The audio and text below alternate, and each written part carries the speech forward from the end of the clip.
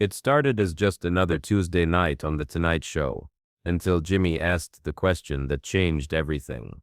The studio lights dimmed, the laughter died, and suddenly America's most beloved late-night host found himself face to face with a broken man hiding behind a perfect smile. Alex Rodriguez sat in the guest chair, his tailored navy suit impeccable, his media-trained smile never wavering. To the 300 people in Studio 6B at 30 Rockefeller Plaza, he looked like what he'd always been, a superstar. Confident, successful, untouchable. But what happened in the next 10 minutes would strip away 20 years of carefully constructed armor and reveal something the world had never seen before. The interview had started normally. Jimmy, in his signature dark suit and infectious energy, was working the crowd with his usual blend of warmth and humor. The Roots provided their smooth background rhythm as A-Rod settled into the familiar dance of promotional television. He was there to talk about his business ventures, his media career, the comfortable narrative of life after baseball. "So, Alex," Jimmy said, leaning back in his chair with that genuine smile that made guests feel like they were talking to their best friend. "You've got the business empire, the broadcasting gig, you're everywhere. You're living the dream, man. Tell me about your social life. You must have the most incredible circle of friends." It was an innocent question, the kind of softball Jimmy always lobbed to make guests comfortable, to get them talking about their glamorous lives. A-Rod's smile widened, his media training kicking in automatically, but something flickered in his eyes, something that Jimmy, with his years of reading people, caught immediately. "Oh yeah," Alex began, his voice carrying that practiced enthusiasm. "You know, it's great. I'm surrounded by amazing people all the time. The networking, the events. It's just..." He stopped. The sentence hung in the air like a question mark. The studio audience waited, expecting him to continue, to paint the picture of celebrity friendships and exclusive gatherings. Instead, Alex Rodriguez looked directly into Jimmy Fallon's eyes and said something that no one in that studio was prepared for. "Actually, Jimmy, that's not true." The words fell like stones into still water. Jimmy's expression shifted almost imperceptibly, his comedian's instincts telling him something profound was happening. The audience stirred slightly, sensing a change in energy they couldn't quite identify. "What do you mean?" Jimmy asked gently, his voice dropping to a more intimate register. Alex looked down at his hands, perfectly manicured, expensive watch catching the stage lights. When he looked back up, the media-trained smile was gone. In its place was something raw, something real, something that 20 years of fame hadn't been able to touch. "I don't have real friends, Jimmy. I haven't had a real conversation in 20 years. The studio fell completely silent. Not the dramatic silence of a planned reveal, but the organic quiet that happens when 300 people collectively hold their breath. Even the Roots stopped their subtle background rhythm. Jimmy leaned forward, every instinct telling him that this was no longer about entertainment. "I'm surrounded by people all the time," Alex continued, his voice growing stronger as the dam began to break. "Agents, managers, business partners, hangers-on, people who want something. But friends, real friends who just want to grab a beer and talk about nothing? Who call me Alex, not A-Rod, who don't see dollar signs when they look at me." He shook his head, and for the first time since he'd walked onto that stage, Alex Rodriguez looked human. "I can't remember the last time someone asked me how I was feeling, and actually wanted to hear the answer. I can't remember the last time I told someone something personal and didn't worry about it ending up in the tabloids. I can't remember the last time someone disagreed with me about anything, because everyone just tells me what they think I want to hear." Jimmy was no longer hosting. The cameras were still rolling, but he'd transcended the role of entertainer. He was just a man listening to another man's pain. 20 years ago," Alex continued, his voice breaking slightly, "before the big contracts, before Yankees, I had buddies from high school. We'd play basketball on weekends. They'd tell me when I was being an idiot. We'd laugh about stupid stuff. Real stuff. And then, he gestured vaguely at the studio around them, at the lights and cameras and audience that represented everything his life had become. Fame changes people, but it doesn't just change you, it changes everyone around you. People started treating me differently. They wanted autographs instead of conversations. They wanted to be seen with me instead of just being with me. And the people who stayed, I didn't trust their motives anymore. Did they really like me, or did they like what I could do for them?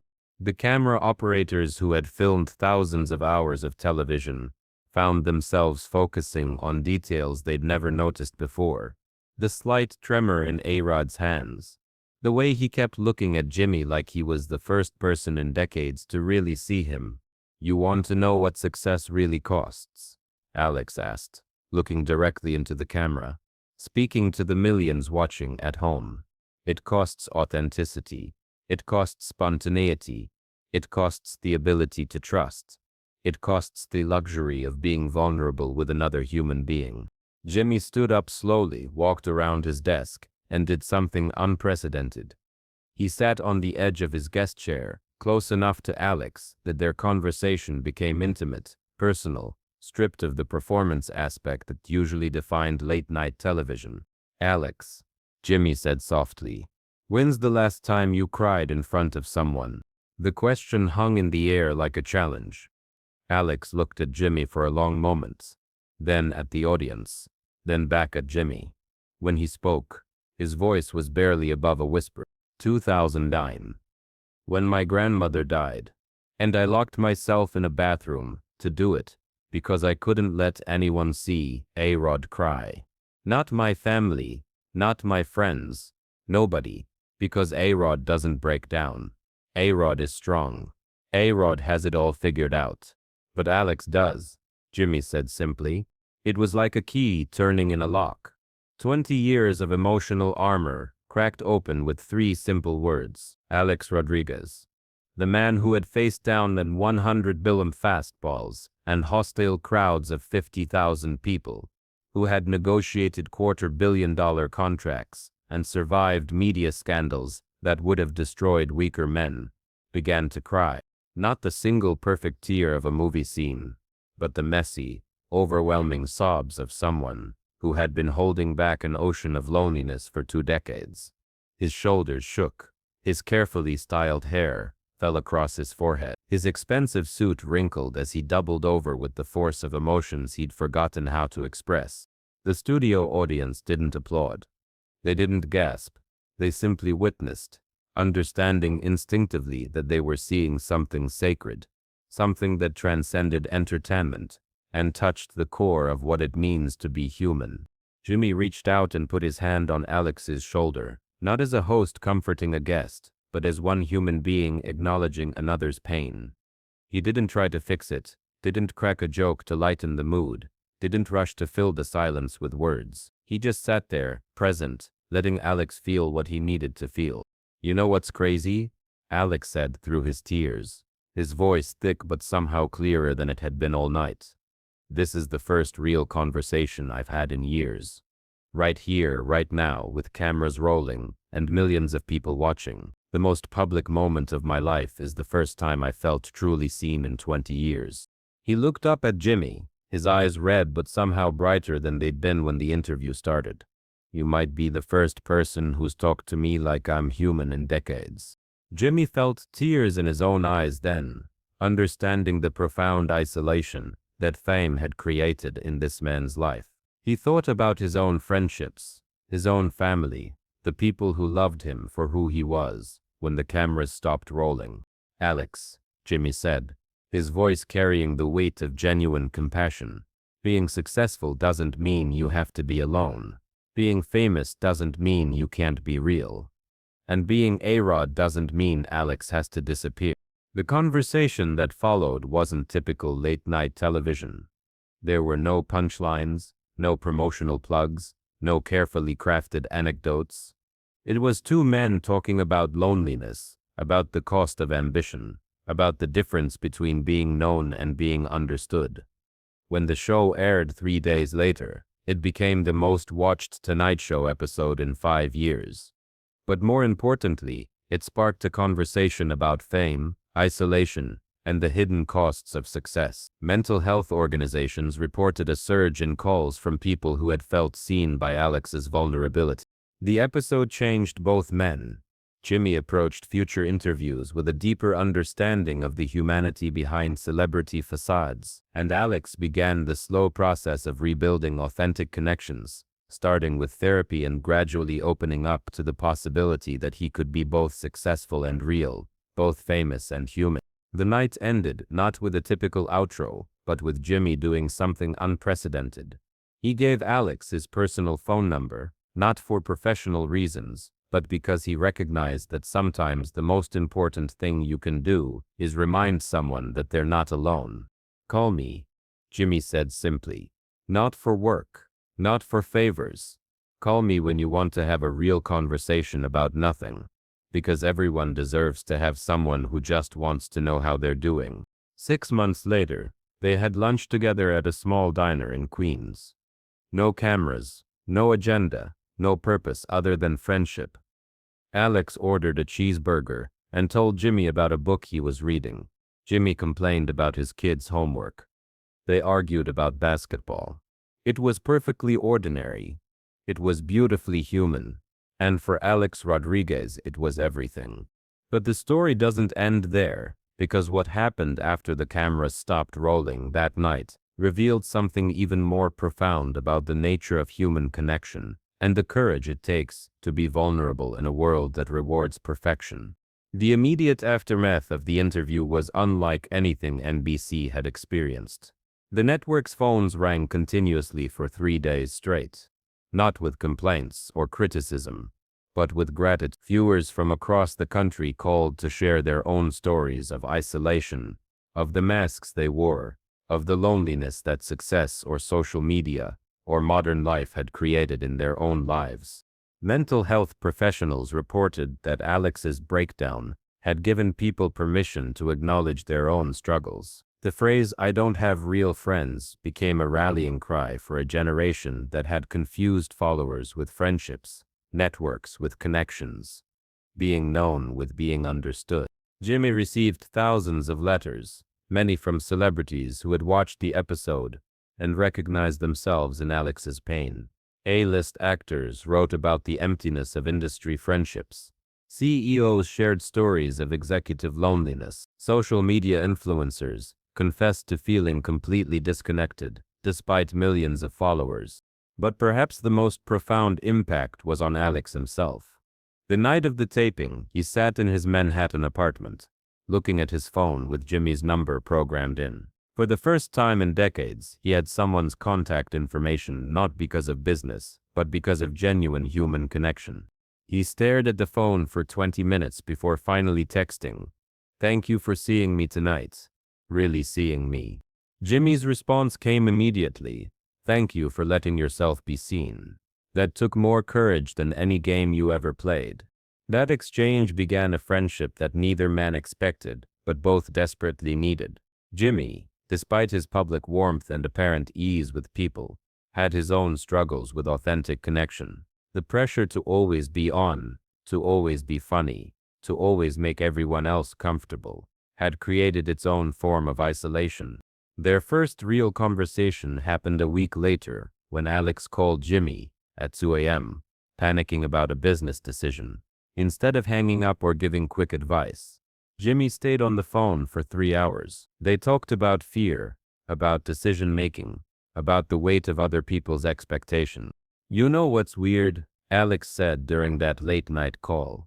"I have financial advisors, business managers, agents, publicists.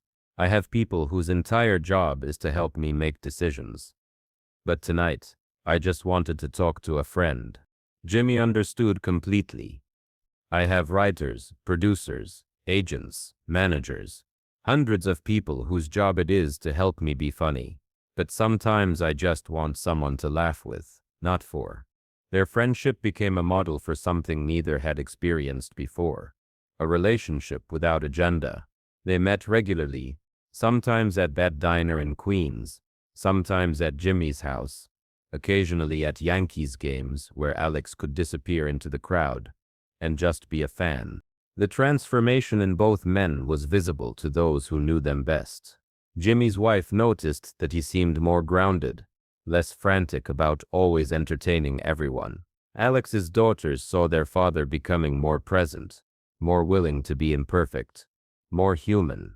"Dad's different now," Natasha told her sister Ella one evening, after Alex had spent an hour helping with homework, without once checking his phone. "He seems, I don't know, more like a real dad, and less like Alex Rodriguez." It was the highest compliment she could have given him, and when Alex shared it with Jimmy over coffee, both men understood that the real victory wasn't fame or money or success. It was the ability to be authentically themselves with the people who mattered most. The episode continued to resonate months later. NBC created a follow-up special called Real Conversations, where Jimmy hosted intimate discussions with celebrities about mental health, loneliness, and the cost of fame. The format was revolutionary. No studio audience, no performance, just honest conversation between human beings. Alex appeared on the special, 1 year after his original breakdown. This time he talked about the work he'd done in therapy, the friendships he'd cultivated, the way he'd learned to prioritize connection over networking. "I realized I had confused being important with being valued," he said. "Being important is about what you can do for other people. Being valued is about who you are when you can't do anything for anyone." The special won 3 Emmy nominations, but more importantly, it established a new standard for celebrity interviews. Authenticity became currency. Vulnerability became strength. The mask of perfection that had dominated celebrity culture for decades began to crack. Jimmy often reflected on that Tuesday night and how one unguarded moment had changed not just 2 lives, but an entire conversation about what it means to be successful and human in the modern world. Sometimes, he told his audience months later, the most important thing you can do is ask someone how they're really doing, and then actually listen to the answer. Because everyone, no matter how successful they appear, is fighting a battle you know nothing about. And sometimes, the person who seems to have everything is the person who has forgotten what really matters. The story of that night became legendary in the Tonight Show offices. New staff members were told about the episode that changed everything, about the night when entertainment became ministry, when performance became authentic human connection. And in a small diner in Queens, 2 friends continued meeting, sharing cheeseburgers and real conversation, proving that even in a world obsessed with image and success, genuine human connection could still break through the noise and remind us all what it truly means to be alive.